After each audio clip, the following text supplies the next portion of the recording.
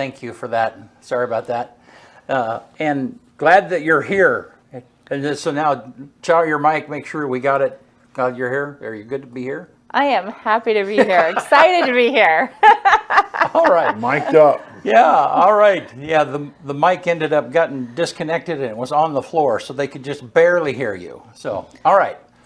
So talk to me about women in business and how that got started and what that is. Yeah, so I came into it on about our 4th event. So we do 4 events a year. Our old executive director, Monica, had originally started the committee. And then I took over that committee. We have a committee of 4 ladies that are on there right now. Katie Martin with Katie Martin Designs. We have Raina, who used to own About Time Boutique. She is now going to college full-time and has her family and has a full-time job. Not quite sure how she does all of that. And then we have Chelsea with Teal Cactus Jewelry and Design. So this committee of women, we all get together. And basically, we just look for great networking opportunities. And what we try to do is we do an event, normally about a 3-hour event, and we really focus on different areas for our networking. And so for us, it's important, like our next one we have coming up as for the holidays, which is always our funnest one. We do a gift exchange. We partner up with local restaurants around the area. And so the LaGrance or Optimist has given us a grant to be able to provide these. So the women that want to attend the events are able to pay a very small fee to get in. They get dinner, networking opportunities, and most often a lot more entertainment than they probably bargained for.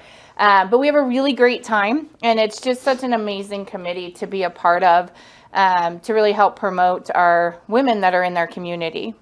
Okay, and so let me back up, and I'm sorry for a very guy question, and that is, okay, is like, because I remember, so why is it needed? I mean, because when I look at the mix of businesses in LeGrand, many of them are women owned. Mm-hmm. Okay. So yeah, you know what I mean? You absolutely. Get where I'm going. It's like, okay, yeah. I mean, I don't know, I'll answer that question, then I'll kind of follow up. Yeah. Sure.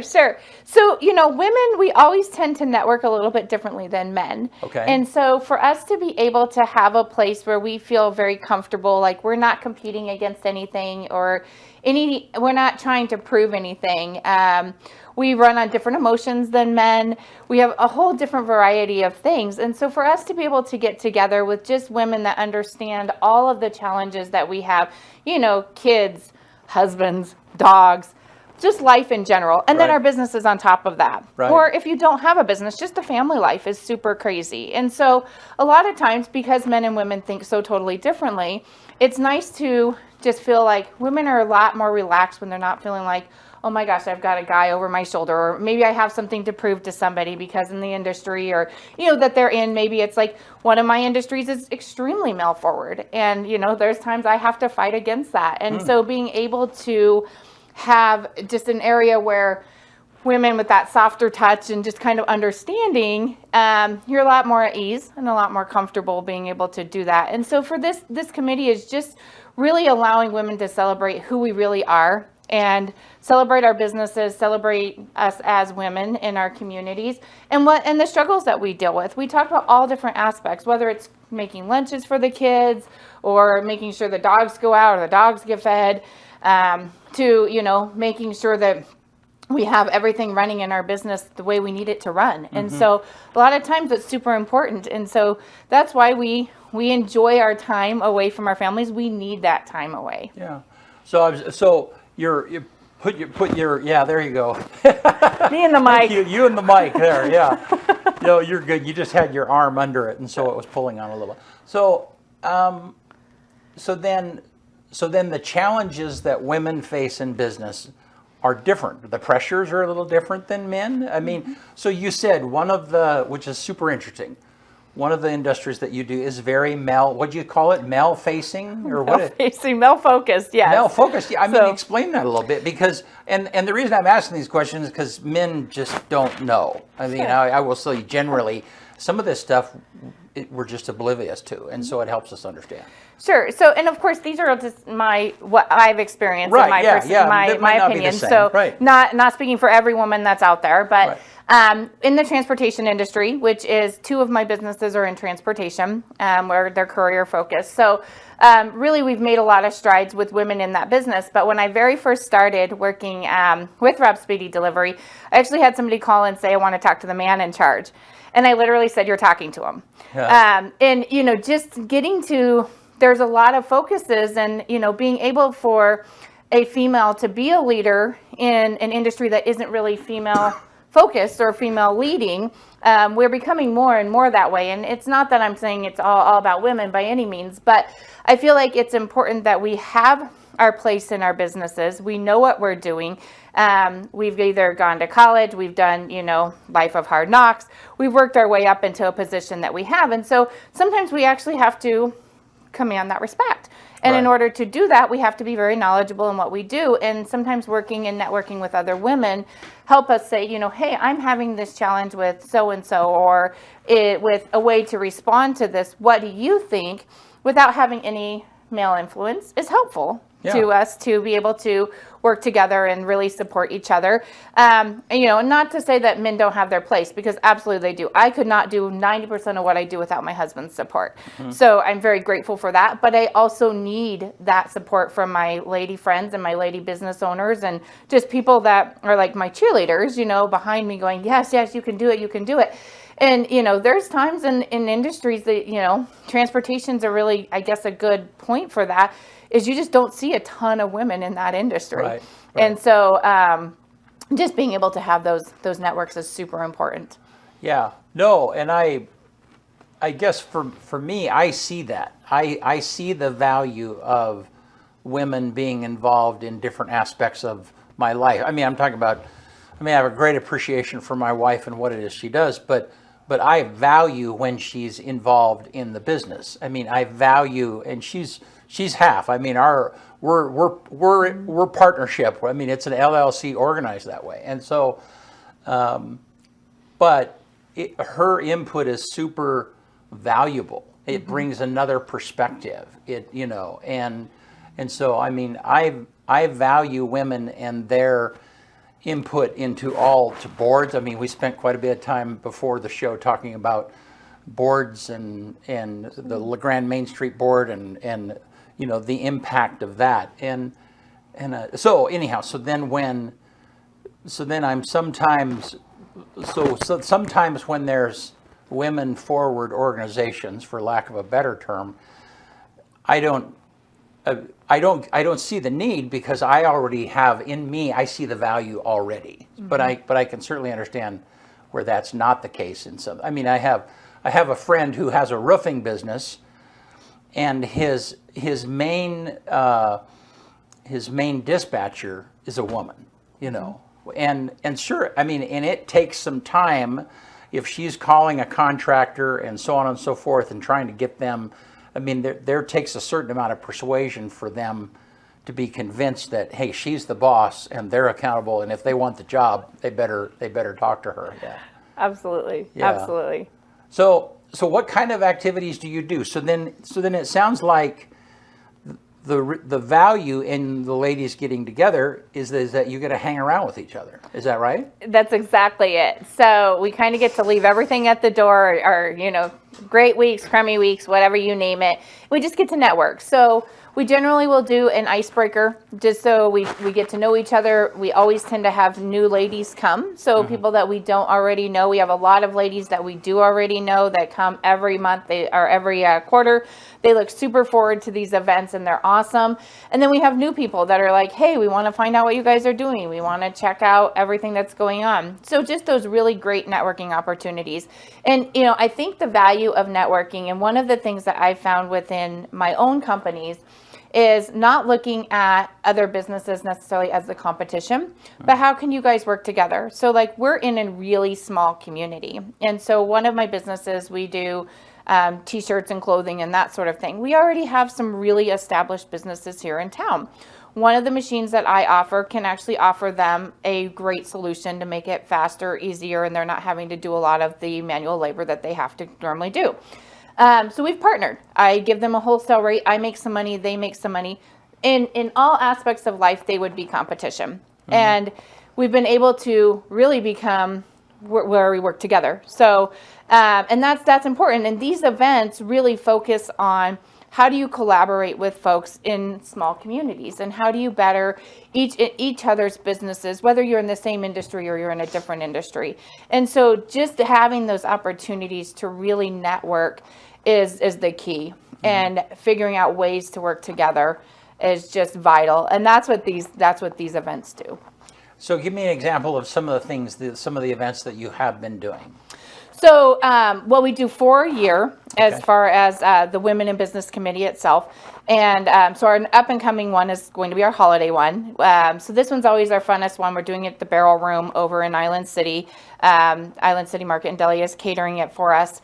So we have a great meal. We'll do a really fun mixer, and then we're going to do a gift exchange. So that one's just a lot of fun. And then, you know, we've had our past one we just had in October was over at Springs Bakery, and she made the most incredible soup and sandwiches for us. It was awesome. And then all we did was talk. Each lady in the group went and they had about 5 minutes to talk about their business. Some of us talked longer than others, but because a lot of times we just don't know, and you want to network with everybody, but sometimes you just don't get that opportunity. So everybody went around the group and, you know, talked about the what their business did, who they were, especially upcoming for the holidays.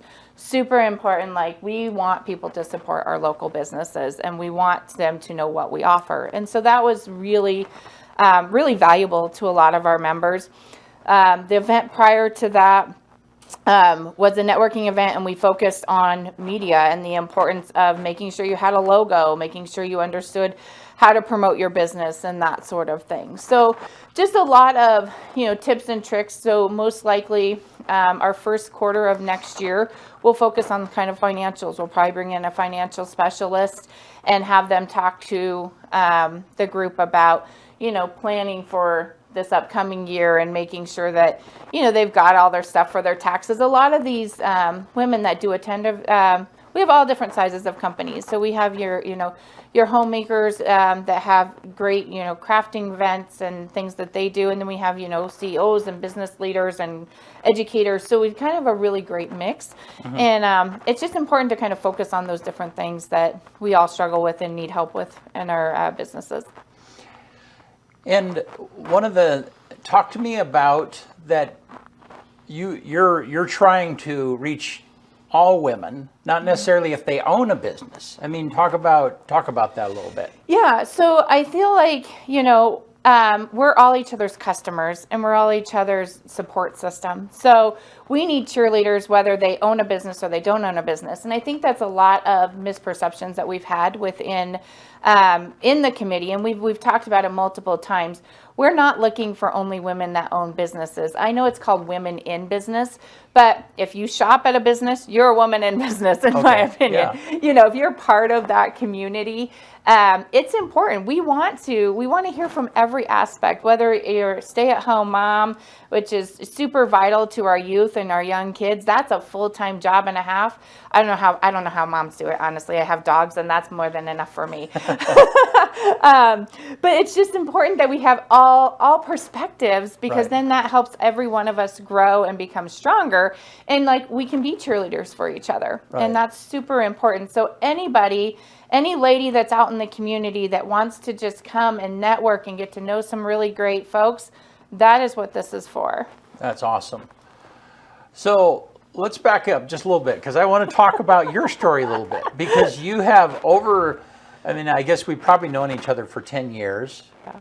Has it been that long? A little bit longer, but yeah. Yeah. But I mean, our business is going to be 15 years old this year. And so yeah, it has been longer than that. But you've migrated from being an employee to a business owner. And I mean, talk about that journey a little bit, and maybe some of the perspectives that have changed over the years. Yeah. So it's been really interesting. So in 2011, I actually transferred here with the newspaper industry. I had done that for several years in Colorado and Northern California, and transferred up here with the Observer. And I was brought in when they decided to take the paper from 5 days down to 3. I moved here from California. I had a little dog with pink hair, and I had a little green Kia Soul, and I was weird. I was taking their paper from 5 to 3 days. So I learned that I was the probably least popular person in the community at the time. And what I found is I had to throw myself into the community. So I volunteered with the Chamber. I volunteered with LeGrand Main Street, both two organizations I'm super passionate about, small business downtown. Fast forward a little bit, my neighbor had a courier company, and I saw where he had some needs and some different things. He was just kind of up and coming. And I said, you know what, if you'll hire me, this is what I'm going to do. Fast forward, he ended up hiring me. We ended up getting married. We have a business together, Rob Speedy Delivery. And really being able to focus on connecting our outlying communities into rural. So, we cover Portland, Boise, Tri-Cities every day. And we can bring stuff last minute here to our community. I then became an equity partner with a larger company out of Vancouver, Washington. I'm also the COO of that company. We're nationwide. So really being able to expand. And I think what's really come down to is my parents gave me one heck of a work ethic. And I've always been one, if the answer is no, that just means next opportunity. And I've had a lot of no's in my life, and I've had a lot of great success, but that's also become because I've had great cheerleaders and folks that have helped. Then moving into our car wrapping graphic design business, it was more one we just started out with a friend, kind of as a side thing, something we really loved. And, ended up, we bought all the machines to do it, found that we absolutely loved doing it. And so we've purchased multiple other machines, and we've expanded into shirts and anything we can do, hard surfaces, soft surfaces. We can pretty much hit the gamut on any marketing, or if you just want like a one-off t-shirt or something funny that you see, we're able to provide that too. So going from an employee standpoint to a business owner was probably one of the scariest things I've ever done. However, because you just don't know, oh, I don't have insurance now, I don't have this, I don't have that. I mean, you have to take that step back and go, is this worth taking this leap of faith or is it not? A lot of prayers went up, believe you me. But just really trusting God and leaning on the faith that I have in God, and then being able to really, have those people behind me that were like, you know what, you can do it, you can do it, you can do it. And I'm glad I did. I mean, it's been there's scary moments and stressful moments, and there's really exciting moments. And I think for me, probably one of the most exciting things is just being so community focused and really being able to help the community, be part of the community. As a business owner, that is one thing I would highly recommend. Make yourself known, make sure you reach out to everybody you can to volunteer. I mean, and I know it's a hit personally. There's times it's like, I don't want to be at a meeting at 8 o'clock at night or 7 o'clock at night, but you're never going to, I didn't say never, but your chances of growing faster and making those connections. I always say relationships first, business second. I feel like if you build a relationship with individuals, then they will get to know what your business is, and then they'll come and talk to you. I am not more turned off by people that are all just business, business, business, in your face all the time. Well, sometimes I just want to know who you are as a person. Right, What do you like, Brent? What do you guys enjoy? Where are you at? And so I've learned that building relationships is number one, and then the business will follow. Yeah. Good.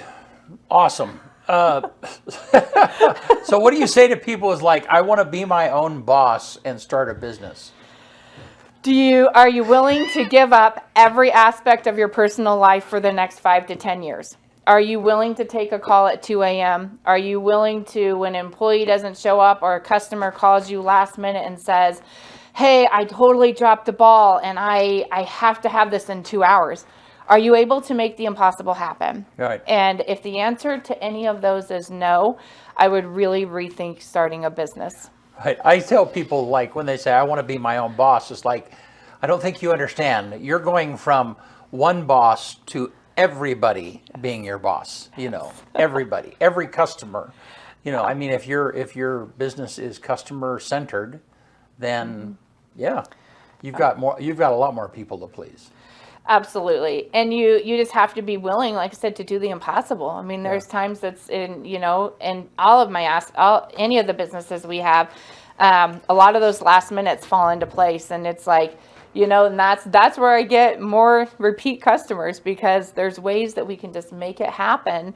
And yeah, that means a personal sacrifice from myself or my husband or both of us. I mean, it's not, and I hear the saying every now and then, an emergency on your part doesn't constitute an emergency on mine. And I think that's one of the worst business sayings ever. And I understand where people come from on that, but I live for those emergency situations. Let me be your rock star. Let me see you through what feels like an impossibility to you, because the customer is going to remember that. And when you're in a business that's constantly competing, or you're trying, first off, you're going to build that relationship even stronger with somebody. And, but you have to be willing to, eat a cold dinner, drink a cold coffee. It's just, there's a lot of sacrifices that business owners, put out that do a lot, and a lot of times people just don't realize that. But when you can make that happen, the relationship with your client grows, and your ability to, they spread that word, and that just builds your business over and over and over. So if you're really looking to start a business, you've got to be able to figure out what that time investment is going to look like, and what you're willing to do. And, there may be a point you're not willing to do X, Y, and Z, but you've got to communicate. You've got to make sure your customer understands what your expectations are. And then, you just eat, breathe, and sleep it. There's days I joke, okay, honey, are we eating ramen noodles today? Or are we going to go Right. for, Coast Steakhouse? What are we doing? But, if we don't have those valleys, we can't appreciate the mountaintops either. So, and you've got a lot of valleys and a lot of mountaintops when you're in business.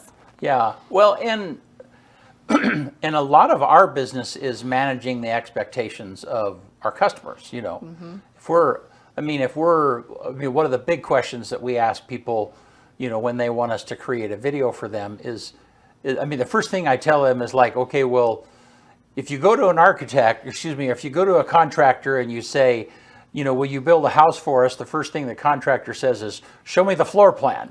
So it's we got to have a floor plan first.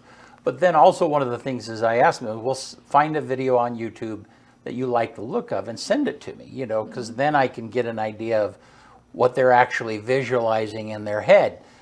But it's really, they might only have $10,000 and they showed me a $100,000 video, right. And so helping them scale down to what is reality. That's a big part of what it is that we do all the time. Absolutely. Yeah. Absolutely.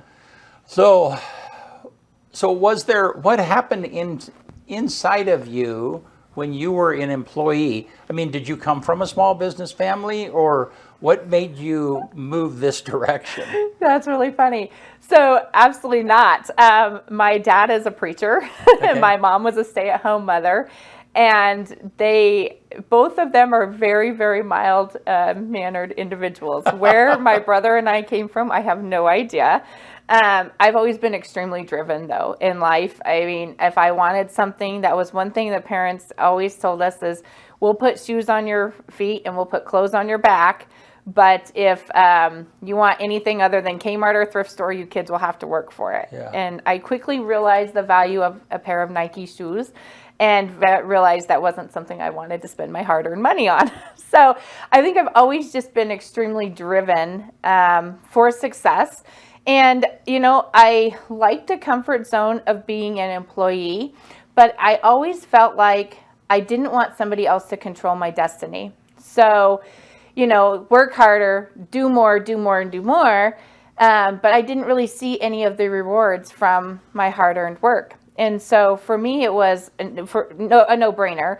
I know that I'm a smart cookie, and I know that if I make a mistake, I'll pay for the mistake myself, but I'm no risk, no reward. So I just decided that I was going to branch out and just take the leap. And worst comes to worst, I could always go, find another job if I had to.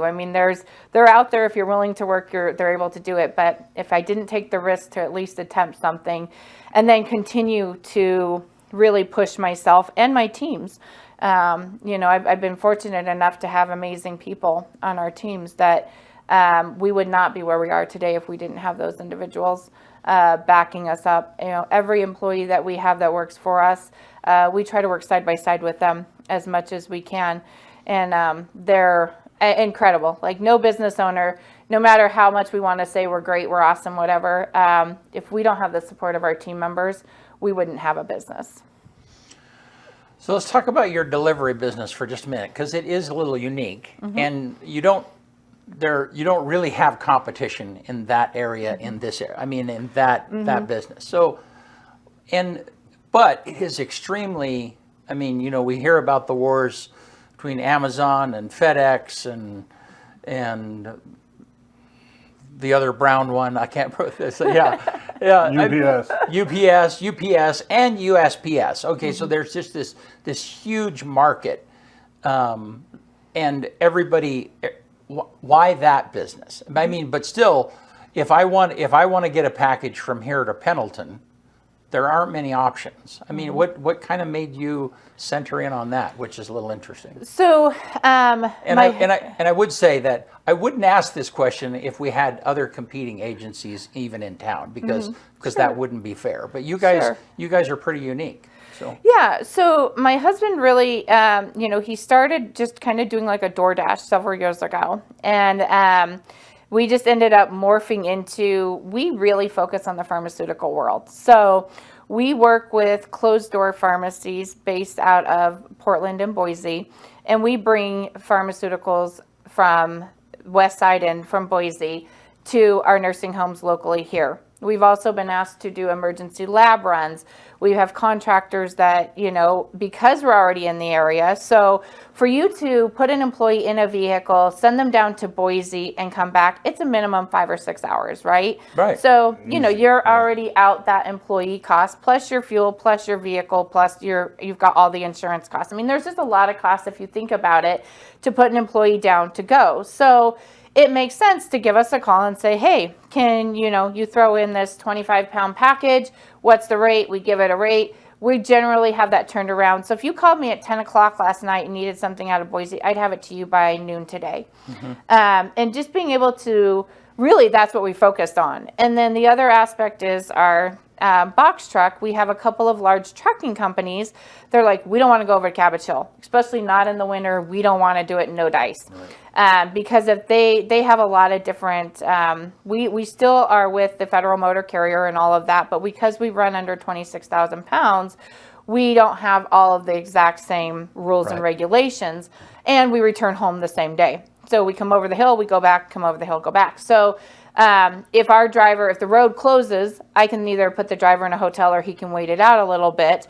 Whereas if a semi driver and the road closes and they run out of hours, they're done. They're until the next day, and it just costs the company so much more.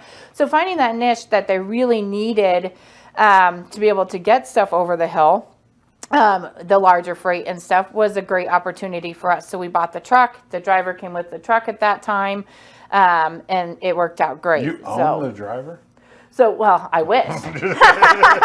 Actually, the driver came with the truck. He stayed with us about 9 years, and he as he said when he retired and left, his butt had been in that truck for like 20 years total, because he worked for the prior company. And then we have a really great truck driver now. I mean, like I can't stress enough how amazing our teams are, and just how fortunate we are that they understand that we're not just delivering pizzas, we're delivering life-saving medication to patients, and we run 24/7. So we run day and night, which then opens up that opportunity for other folks to get something thrown in there, added on, to be able to get to their business in a very reasonable time frame and very reasonable cost. Yeah. 99.9% of the time, it's a lot cheaper to have us take it than an employee.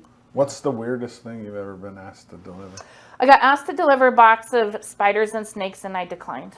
I Why? said, absolutely not. I would Why? not do spiders and snakes. Were you not the up my driver? alley. That is just so far out of my alley. You just didn't want it in the truck, or what? The driver didn't want it? Or? No, I didn't want it. I didn't want to be responsible for snakes and spiders. Let's go to this. What's the weirdest thing that you've accepted? Oh boy. Gosh. Like body parts or like, have you ever delivered like organs for like we have, transplant? yep, we have, and those are super vital. 100%. You know, and then we do emergency kits. So, you know, and they're super temperature controlled. So you can't, like, especially in the heat and stuff, they can't get over a certain temp. And so we've done different various steps to make sure that those meds stay the way that they need to stay. So there's just a lot of regulations when you're dealing with pharmaceuticals as well, and expensive. And then, you know, we have contracts where we do computer parts. So Amazon's big over in the Boardman area, and if the server goes down, the cloud goes down, or anything like that, we have to get these emergency parts over there ASAP. So there's a lot of urgency, and we literally live by the minute. I mean, I'll have a plan to do something on Friday night, and the plan goes out the door if, you know, we have some kind of emergency come up or something like that. So, Because sometimes, are you driving all the time? not, I used to drive a lot more than I do now. Yeah.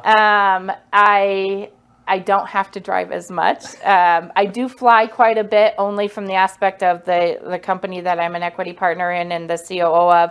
I do make a lot of connections outside of the area to help grow that company and work with my sales team and stuff for that. So that is the aspect of what I travel. Rob likes to drive a lot more than I do. And then we have great team members. So knock on wood, if somebody's out sick or something happens, then it'll generally be Rob or myself. But I don't tend to like to be on the road as much. So, and I've watched your social media, and you tend to go through quite a few vehicles. Is that right? Yeah, I mean, We do. Yeah. But when you look at it, I mean, when you're running a 24/7, 365 operation, Right. a deer, you know, just random things are going to happen, Right. you know, lose an engine in the big track. I mean, those are all part of business. And when you're on the road as much as we are, we're very fortunate to be as safe as we are. But yes, we have had some accidents that have happened, and we have gone through that. And insurance is not cheap.